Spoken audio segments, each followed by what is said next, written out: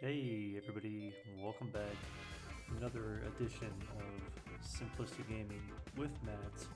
And this time, there's obviously a lot of shit going on the screen right now. But we are doing the Capcom Arcade Cabinet. Now, Capcom Arcade Cabinet is a pretty good little collection of a lot of arcade games. So I'm going to cover a lot of games from 1984 this time around. So one of them being Volgus, another one also being Sun Sun. Now, the game itself has about 3 or 4 years involved with the gaming. 1984, which I'm dealing with today, and we also have Higimaru. Obviously, a lot of weird Japanese games and stuff like that, or pretty much all Japanese games are Japanese inspired.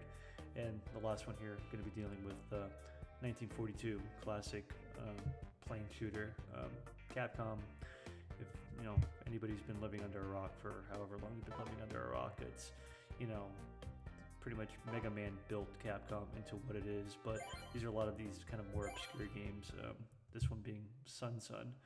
Now, I don't know how to really explain this game. It's really weird. It kind of has an opening a little bit like Ghosts and Goblins, a little bit, where your friends get captured and you have to save them. So obviously the level is moving from right to left, and then you also have these little enemies you need to kill, and one hit kills, classic Capcom shit going on.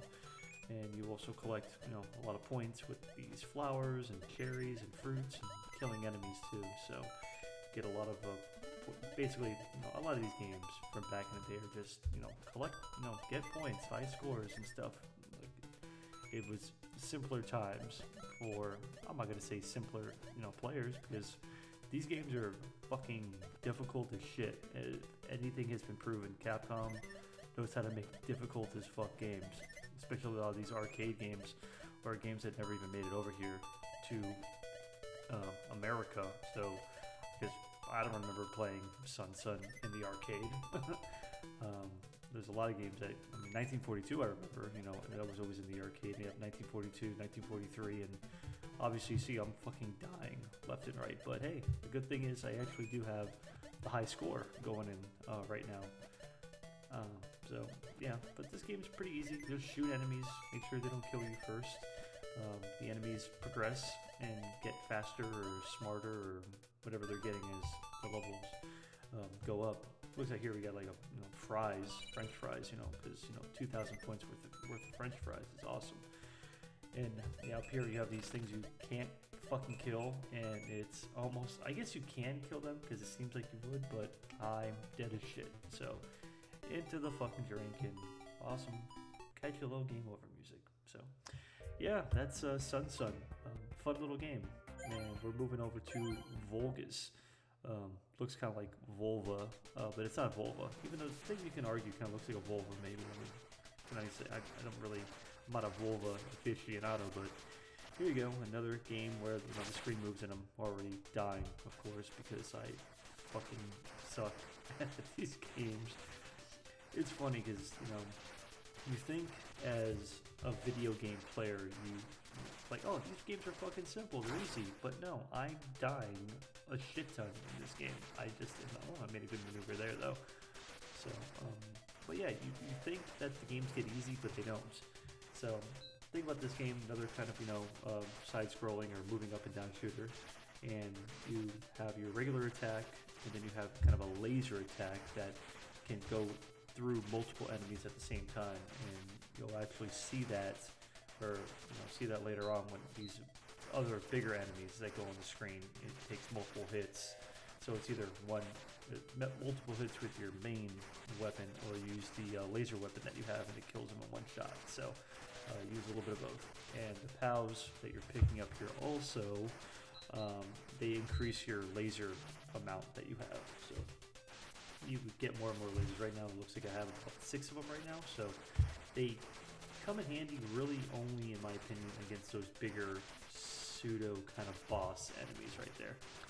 And I'm fucking rocking the shit right here. I'm fucking dodging and ducking and diving, and look at that, I just killed that motherfucker right there. So look at, oh man, look at these maneuvers. It took me 2 times to die to actually get a better grasp of this game. So, but music's kind of catchy. The enemy design is kind of neat. These kind of like bug-looking guys. But yeah, well, look at that. I made it out there. Now I'm in black space. Let's keep going. But yeah, Vulgus.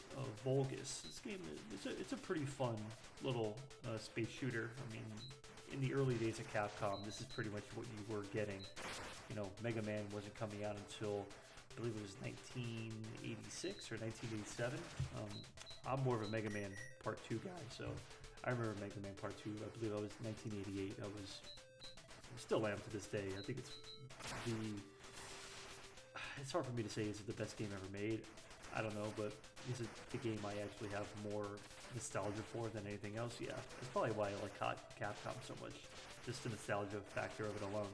Look at that, they have this like little new I don't even know what you call that, dragonfly looking monster there now, or a big housefly.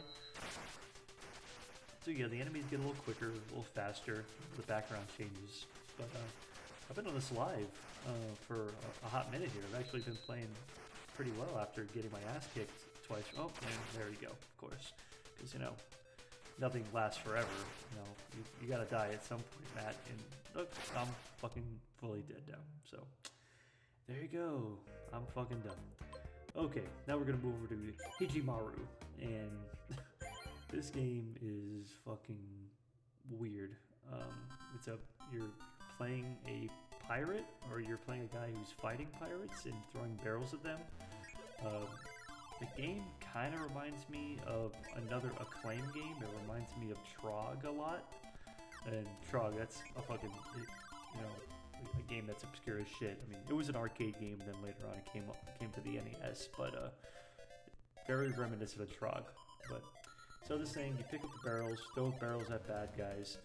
You can pick up flashing barrels when they're not flashing, and usually they have fish and other things for more bonus points. And then that guy just killed me, of course. But these other enemy pirates, they can jump into a barrel and they get an extra hit basically. So it's their armor. You jump in the barrel, get armor.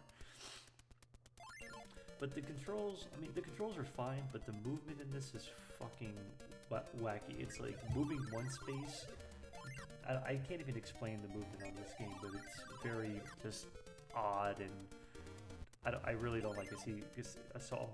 I hit that guy, knocked him out of his barrel, he got dizzy, and then you still had to hit him with another barrel. So this game has moments of Trog, and then also moments of Dig Dug a little bit with the enemy types, how they move, and things of that nature. So, but you get points for throwing the barrel. See, there you go. I just got a fish right there. Oh, get out of here! I'm gonna run from that guy.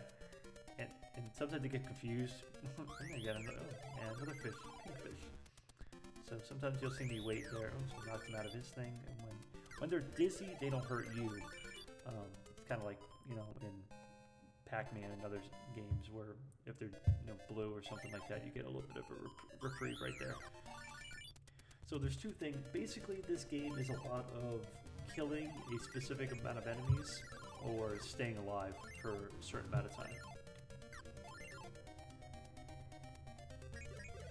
It's cool. It's good when you get these like really awesome combos. It definitely does make it worth it. Now you have these other things down too that are pots, and you can use them to block. I'm fucking dead. Of course, trap myself. So you can use the pot as like an extra barrier or a thing to just drop on somebody's head to stun them or kill them too. So, but the music's catchy. It's kind of a fun game, and the enemies do get harder, of course, as time goes by. They get a little quicker, get a little faster. You also have this pirate captain on the left-hand side. You'll see him right there running around. I'm still not sure of the rhyme or reason for this game, or in terms of how the level progression works. This was literally the first time I ever played Hijimaru. Never played this game once before in my entire life, so it's an interesting experience.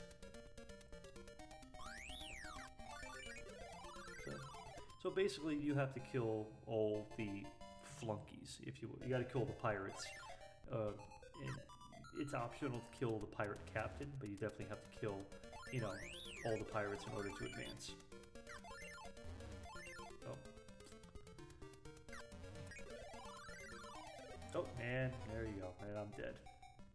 Game over. There's a lot of game overs. And all I'm really doing for this entire thing is playing one time through and being done with it. I'm not going to play it again. Maybe down the line, maybe I'll do another video where I actually try to do a actual playthrough of the entire game, but we'll see what happens with that. So this 1942, modeled after, of course, World War II here. Now, I kind of remember playing a lot of 1942 in the arcade. The music in this game is fucking just some of the worst. It feels like somebody's just blowing a whistle at you. I feel like it's the Japanese blowing whistles alerting people that you're there.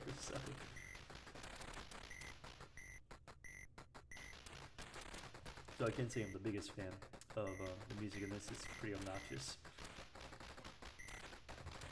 Now, this game was always kind of cool. I like the factor in it where you're getting points for percentage of enemies killed, because you can literally get 100%, which is really cool.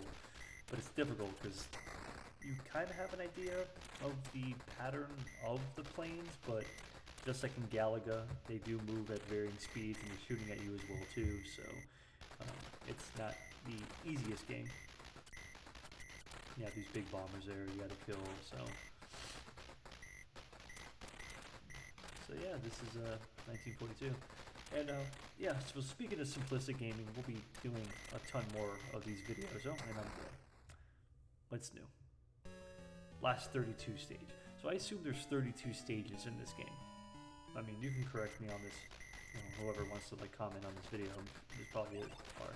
Ooh, and you get to do these cool little flipping moves, and as you pick up power. Basically, the only way to get those power things is to you'll see a wave of red airplanes. Destroy those red airplanes, and usually, if you destroy all of them, you end up getting a power up after that. So you see my blast radius on my main weapon it's a little further out now. Now these games got crazier as time went on, of course. They big bombs blow up and stuff. So really, you only have the main weapon, and then you have this nifty little, almost. I say it's almost useless in terms of the flipping around, but it can definitely help you out if you're looking like you're gonna get fucked with 1,000 enemies. But yeah, Simplistic Gaming, we're gonna be doing a lot more of these videos. Justin and I have talked about it, and we're definitely making a concerted effort to we both like video games, and I'm dead again. So we both love video games. I'm more of a classic video game head. He is too, but we both grew up NES, Super Nintendo. I always, I'm more of an arcade kid all the way. I grew up in arcades, so to find ways to actually be able to record video game playing and either commenting during it or commenting after the fact. I mean, that's kind of just a cool little supplement that we're doing with the website. So hopefully every week we'll be putting, the plan is to put this out, at least one video out every week, but maybe more depending on how many video games Justin and I are working on. And I'm dead. See how it happens in fucking waves. Game over. Shooting down. Killed 166 Japanese planes, 74%. So, that's a C.